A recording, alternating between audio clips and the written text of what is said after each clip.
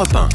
Nous sommes donc avec Modine, avec Mendel. Bonjour Mendel, qui est ingénieur en cybersécurité. Pascal. Bonjour, vous avez 32 ans, vous êtes papa d'une fille de 2 ans et demi et vous vivez à 20 km de Tel Aviv dans une ville ou un village, je ne sais pas comment on dit, qui s'appelle Modine. C'est une ville.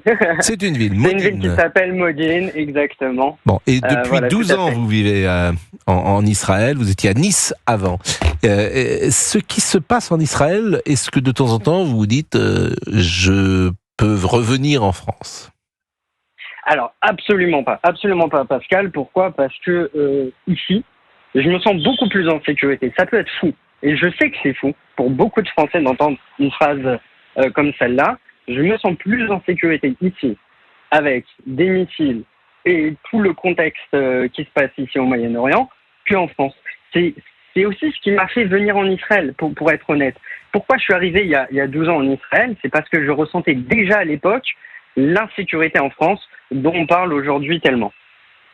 Alors hier soir, par exemple, lorsqu'il y a cette attaque des 200 missiles, est-ce que vous-même, vous avez dans le ciel vu ces missiles, et est-ce que vous étiez dans un abri hier soir, ou est-ce que vous avez pu rester dans votre maison ?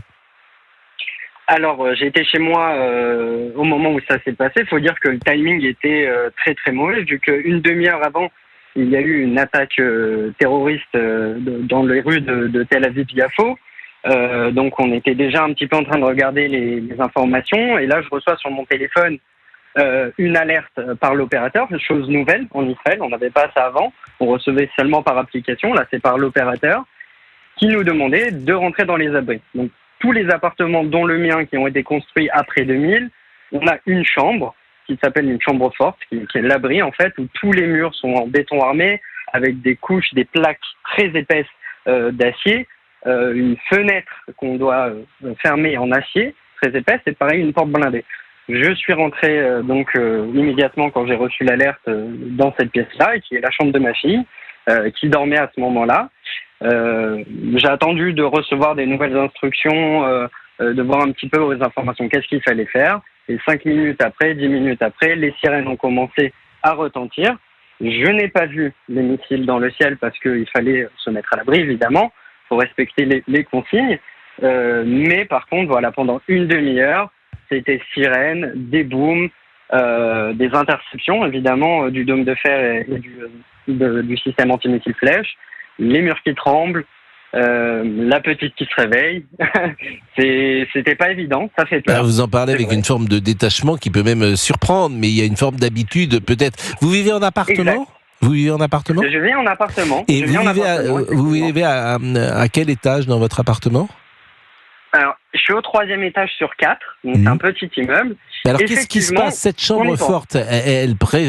Si par exemple un missile tombait par malheur sur un appartement, c'est-à-dire que tout s'écroulerait sauf ces chambres fortes. Quel serait le dispositif dans ces cas-là qui vous protège et qui fait que c'est réellement un abri ? Alors, tous ces abris, en fait, toutes ces chambres-là, elles sont construites les unes au-dessus des autres. C'est-à-dire que ça forme une colonne de fer qui est censée rester comparé au reste de la structure de l'immeuble.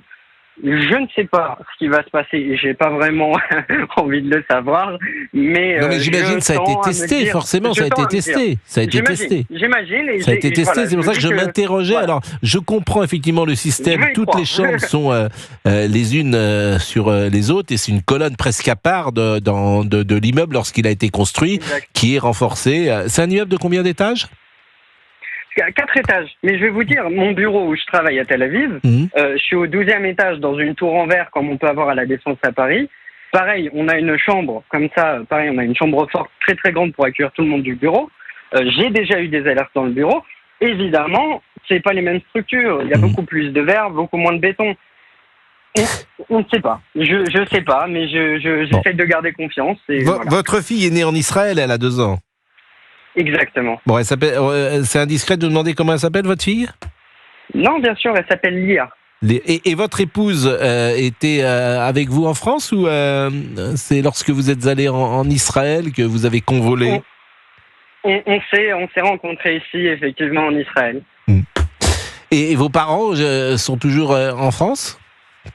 Ma mère habite dans la même ville que moi. Elle est venue en Israël il y a 3 ans. Mon père, elle vous a fait des rejoint. allers-rets-retours. Ah oui, Ouais, donc... oui, oui. Et J'ai vous avez toute ma famille qui est ici. Et vous avez des frères et sœurs ?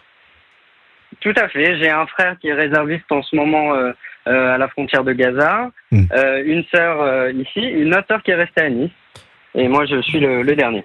Donc, il y a une seule sœur qui est restée sur le territoire de France. Et en quelques mots, Mendel, et je rappelle qu'il est 11h42, vous êtes sur Europe 1, vous écoutez Mendel. Mendel, il est à Tel Aviv.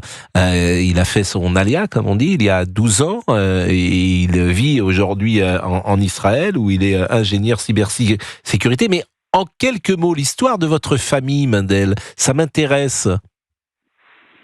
Alors, en quelques mots, mon frère et ma sœur, est venue la première en Israël. Mais vos parents, grands-parents, c'était davantage le sens de ma question. Est-ce que vos grands-parents étaient sur le territoire de France ou est-ce qu'ils étaient venus d'une région ou de l'Est ? Mes parents, j'ai une partie qui vient d'Europe de l'Est, de Pologne, une partie de Turquie et une partie de mes grands-parents qui vient d'Algérie. Donc c'est vraiment un grand mix. Ils se sont tous installés en France. Voilà. Vos grands-parents étaient venus déjà ou ils étaient nés en France, vos grands-parents ? Vos grands-parents venaient de l'Est. Mes grands-parents, ils sont immigrés. Ouais. Non, mais c'est ça qui est. Donc à chaque génération, il y aura eu, sauf vos parents. Oui, à chaque génération, il y aura eu une diaspora. Exactement, des membres de la famille qui auront changé de là où ils étaient. Exactement, c'est vrai. Et j'espère que ce sera la fin. J'espère, on espère tous. C'est Rosh Hashanah ce soir. C'est Shana Tova, je le dis dans ces cas-là, et tous les juifs vont se souhaiter une Shana Tova aussi douce que le miel. Est-ce que vous avez prévu quelque chose ce soir ? Tout à fait, je vais chez mon beau-père avec ma femme et ma fille. On va aller faire les fêtes là-bas, à Bat Yam, qui est collé à Tel Aviv, une banlieue de Tel Aviv. Voilà, bon, effectivement, on a toujours un peu d'appréhension parce qu'on se dit qu'est-ce qui va se passer, en espérant que tout aille bien, surtout qu'on se rapproche de plus en plus de l'anniversaire du 7 octobre. On craint un petit peu qu'il y ait des relents ce jour-là, donc voilà, bon, on fait attention, mais on continue de vivre, on ne veut pas baisser les bras face aux terroristes. Bon, on rappelle évidemment que c'est la nouvelle année civile qui est célébré ce soir avec Rosh Hashanah, c'est en 2 mots, Rosh, R-O-C-H, plus loin Hashanah, Rosh Hashanah, et c'est effectivement un jour, alors c'est pas le grand pardon, bien évidemment, mais c'est une journée particulière et qui est l'équivalent, est-ce que je peux dire que c'est l'équivalent du 31 décembre en France ? Oui, tout à fait. Après, ça a une symbolique plus religieuse pour nous.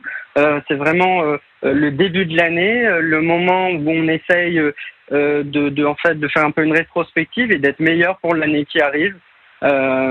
Donc il y a un petit côté religieux, mais c'est effectivement équivalent un peu au 31 décembre. C'est toujours fin septembre, début octobre, c'est le peuple juif qui fête le Nouvel An selon le calendrier hébraïque. C'est la fête de Rosh Hashanah qui commémore la création de l'homme par Dieu, en principe en 3768 avant Jésus-Christ. Alors évidemment, commémore en principe la création de l'homme par Dieu.